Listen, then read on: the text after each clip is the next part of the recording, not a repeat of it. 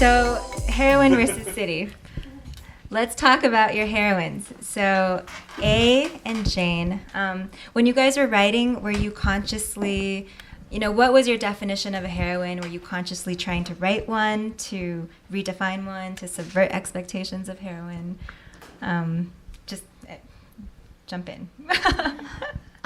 Well, for me, it was very, very important that I have a female protagonist. And a female protagonist, by definition, I think becomes a heroine. Our sympathies are with her. And I love the topic of this conversation because it really is as though the whole world is pressing in upon my character and upon your character, maybe. But yeah, I wanted to create someone who was very sensitive and very porous to the world around her in a way that made just her basic navigation of the world kind of a challenge. I guess for me, since Jane is loosely based on Jane Eyre, you don't have a lot of choices as to who you kind of headline your novel with. And for me, I wasn't interested in doing like a Rochester's version of the Jane Eyre story. So yeah, I mean, I knew I wanted to set Jane in the world that I knew growing up. I was very fast. I wanted to explore this idea of being mixed race because until recently, Korean society was one that really prized kind of ethnic homogeneity. So, I mean, I have naturally wavy hair, so that already puts me as like, I'm the other within my own ethnic community. Also, I'm 5'6", so I'm like a giantess. I feel like among Koreans, like, they're all like little ajima, like little middle-aged women. So I wanted to imagine what would it be like to kind of be part of the community, but not, and not quite look like what you are, and to explore that through a female heroine. Cool. How do you feel about the fact that Jane Eyre always gets categorized as, Chiclet, and were you trying to defy those, distinctions? I know a lot of those Jane Austen retellings are quickly branded as Chiclet, like Bridget Jones, who basically was the foremother or the godmother, or what do you call the progenitor, whatever, the beginning of the Chiclet movement, and that was Pride and Prejudice. But I think Jane Eyre differs because, first off, it's a first-person narration, and just Jane's spirit, she's got this kind of refreshingly independent voice. For those of you who've read Jane Eyre, and I wrote a novel thinking that for those who did not read Jane Eyre, like the novel could still stand on its own. But having this knowledge of Jane Eyre, she self-describes as poor, obscure, plain, and little. And how feminist is that? How kind of refreshingly modern? For me, when I first read it when I was like 12, she was just such a wonderful departure from the conventionally beautiful Disney heroines that I'd been weaned on. And she manages to triumph despite being the kind of ultimate underdog. So I think... I guess by virtue of the fact that it's a female protagonist and there are some domestic storylines, it could be branded as Chiclet, but I think Jane Eyre is kind of a different almost class or different category altogether when you factor in all that, the backdrop and her kind of independent spirit too. Yeah. I feel like there's always some confusion when we have female protagonists, like if you're getting deep into their subjectivity, and let's say they're like pining for a man, or they have, they're passive, or they're exhibiting like some sort of weakness, then somehow they don't qualify as being a heroine or something like that. I mean, I was just wondering if when you guys were writing, were you thinking of, like, oh, my character has to be passive, has to be active, and likable, whatever that means, like the likable female protagonist. Thinking about that at all? I have always, I don't know if I want to say preferred books where the protagonist isn't likable, but I've always sympathized with the protagonist whether they were likable or not, I think. And my favorite go-to for like immediate character empathy is Samuel Beckett. His characters have almost nothing to them sometimes. Sometimes they don't have a body. They're just like a hurting spot in the universe or something. And, reading him, I sort of went, oh, you don't really need much to make someone to empathize with. You just need someone there who is sort of an intimate relationship with the reader. So I don't know if my character is likable or not. Or is that even a valid demand, right? Because yeah, I mean, I think Alex really touched on what's very important is whether your character is likable or not, or whether fictitious characters are. Do they garner your sympathy? I mean, Humbert, is he likable? I don't know. I mean, he's a pedophile, but God, he had me like taken in through all the pages of Lolita. And so I think as long as they can kind of touch you in a certain way, despite their flaws, I think that makes for great literature. Also, likable characters can be very boring, and they're just like, oh yeah, sure, gee golly, sure, I'll do whatever, and then you're like, there's nothing to you. You feel very 2D. So yeah. And sometimes I feel like a little bit of the pleasure is, we have a narrower scope for who we choose as a friend or who we want to talk to at a cocktail party, but through characters in books, we can spend a lot of time and get to know someone who maybe we wouldn't let them into our lives, but you get a different view of the universe it's a through them. protective mechanism. Yeah. That's funny.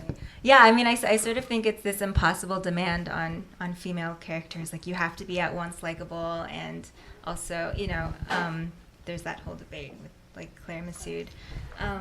But there's also, I mean, I sense in both of your books that this insane demand on to be likable also translates is also a preoccupation of your characters. Like, both A and Jane have this deep anxiety about how to be the right kind of woman, or how to inhabit femaleness. Like Jane is working at when she works for the feminist professor, she's always getting lectured, and the professor says at one point, oh, you would have benefited so much from going to having a women's studies course, suggesting that she wasn't very enlightened. So, but she's like, so she's like really like horrified by her armpit hair and her outspokenness. But then at the same time, she goes to Korea, and there's this whole other impossible like standard of femininity where like women have to wear a lot of makeup and baby talk. Right? What is the word? Yeah, like you have aegyo. It's this yeah, Korean like thing, but sassy baby voice. it's like oppa, and you're just being very hyper feminine, I suppose. Yeah. So anyway, Jane has to like choose between whether she wants to be that or she wants to be like this feminist professor. Yeah, I mean, I guess it's tough being a woman, huh? But I think more than even that, Jane is kind of guided by, she came from a very, despite the irony is that she lived in America, yet she lived in a very kind of conservative Korean community, and then she goes out and meets all these other characters, and throughout that, her guiding principle is this kind of Korean concept that doesn't have a translation in English. It's called Nunchi, and maybe it's this kind of like, it's like foresight and anticipation. There's Jane's friend Eunice, who's like the super sci-fi geek. She went to MIT. She describes Nunchi as like a Tolkien eye of Sauron, this kind of like all-knowing stink eye that monitors your every social misstep. And I suppose the academic equivalent would be like a Foucauldian panopticon or something, where it's knowing to pour your elder's glass of water first, or seeing a pregnant woman and giving up your seat without even being told to, or just it's this ability to walk into a room and read the social situation and understand how you're expected to behave without anyone even telling you. And it's just these subtle movements of eyes or, gestures, or just having a social sense. And for Jane, she's like, in Flushing, her nunchi is one way. It tells her to, always bow to all of her elders or do things a certain way. And then when she becomes an au pair to these academics, she reads as subservient in the typical kind of mode of a meek, submissive Asian woman who's still caught in her cultural kind of trappings. So then her nunchi radar gets all thrown off, and then again and again. And I think we all kind of have these social impediments or shackles, if you will, that guide us but also kind of hinder us as we make our weary ways into the world. Yeah. Right. Yeah. So there's this self-effacing impulse, right, or demand to be self-effacing and to be accommodating, but also like I'm thinking with the female, like when she goes to Korea and she has to put on a lot of makeup. It's also to signify or to be intelligible as a woman, which is what happens with your female characters. So A and B, they have this like really demented sort of relationship with their cosmetics, and they're like always just like slathering it on her. It's like somewhat grotesque, but they need to do this in order to be intelligible as women. So I guess my question is whether you think this like anxiety about how to present as female is this like is this like, do men have to worry about this? You know, like, should I be should I be Beth Mazer? Should I be this Korean sort of like baby talking sort of female? I don't know. It's a long-winded question. Yeah. I suppose, like, I think there are differences in ways that men and women are conditioned. So I think that women are told much more to pay attention to how they appear from the outside, like whether it's in a totally physical way or whether it's in this way, maybe a little similar to Nunchi, but like, are you behaving appropriately in this situation? Like, assess yourself. Like, should you have done that? Should you not have done that? And then you're also taught, like, oh, here are a wide variety of resources you can look at to learn whether you did it right and whether you look right. Right? You know, whether there need be any differences, it just creates a feedback cycle that I think women are trapped in, where they have to like reflect on themselves all the time. And it comes with a belief that you are malleable.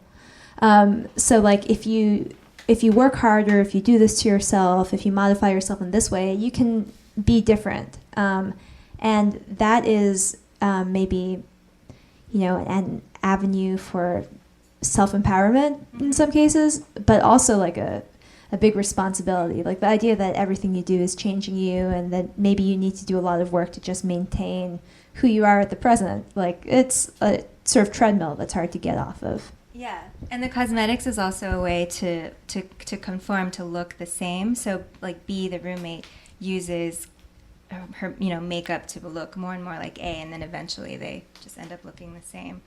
So yeah. It's both a way to distinguish yourself and also to conceal and also to conform and become the same. But okay. So the other thing I was really struck by with both of your books is how your different approach to landscape. So like in the passage you read, Patricia, there's such a strong sense of place, like Flushing and Brooklyn and Queens, and Seoul when she eventually gets there. And it's almost like there are these universes within even just one city that have their own, idiosyncratic like rules that you have to follow. And so Jane just has to sort of pick and choose and synthesize her like authentic self.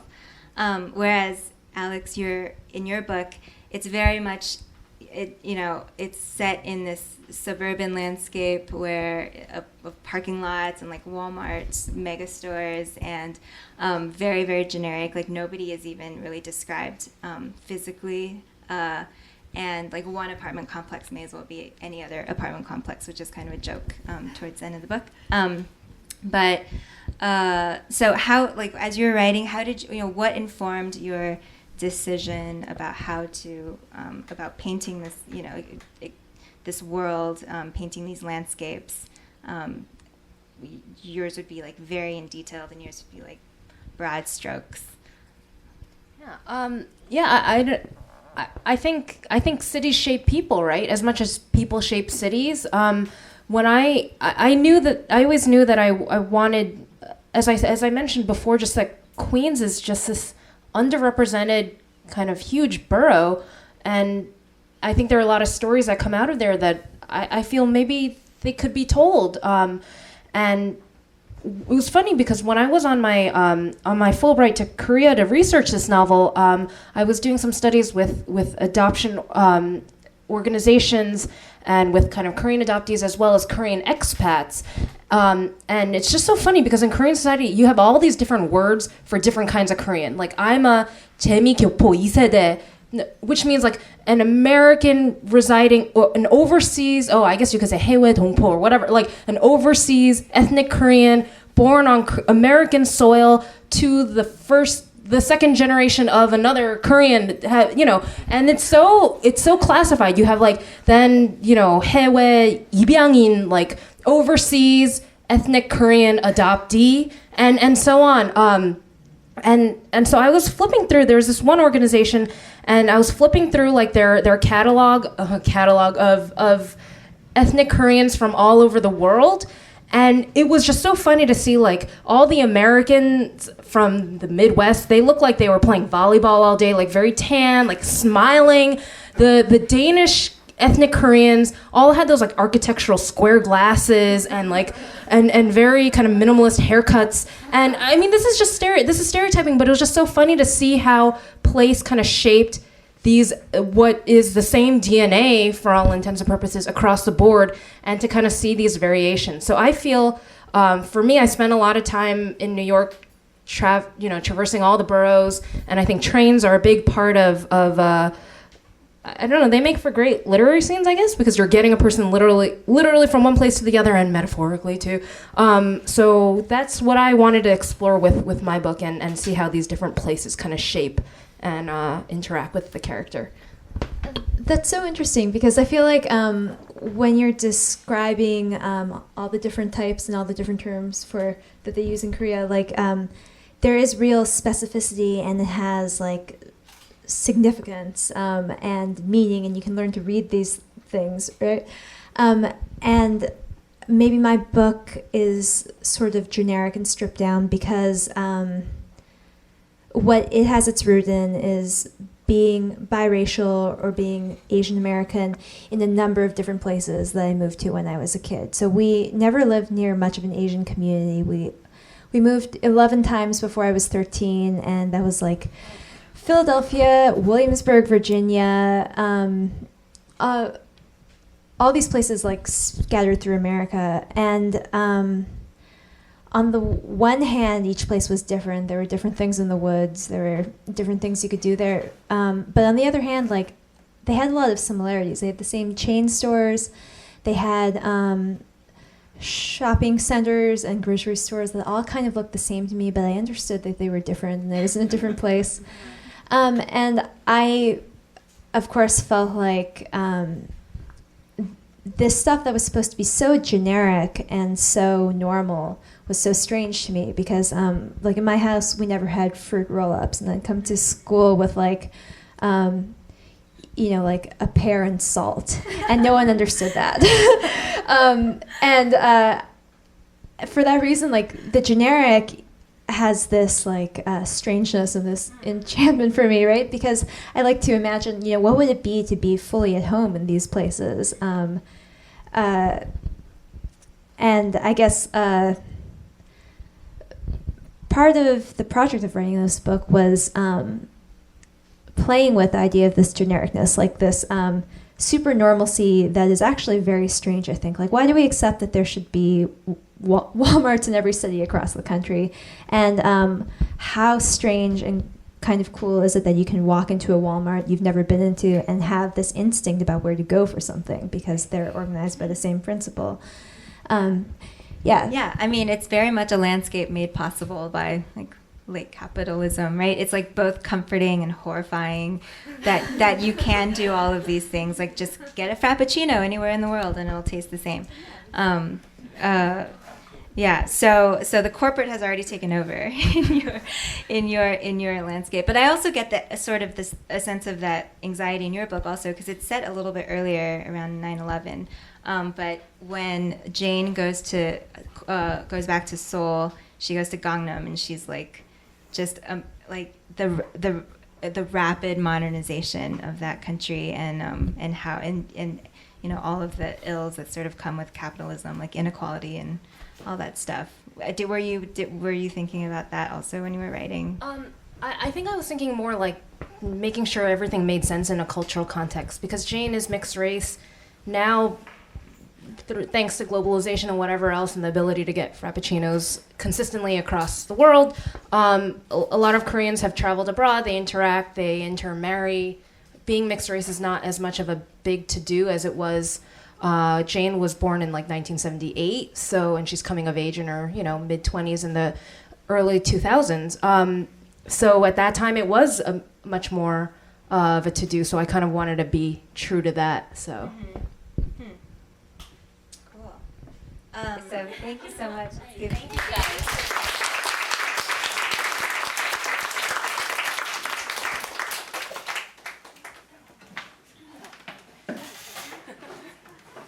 But I also think that we prefer to hear the message of feminism from her because she's petite and cute and she has a lovely accent. And that's sad. Because, I understand why people see Beyonce and her white male feminism names. as problematic, but she's Sylvia Plath's bell jar was actually first taken under another name, but it was a white female name. A pseudonym is very different than appropriation. So that was the distinction that I think a lot of people in the community got. I hope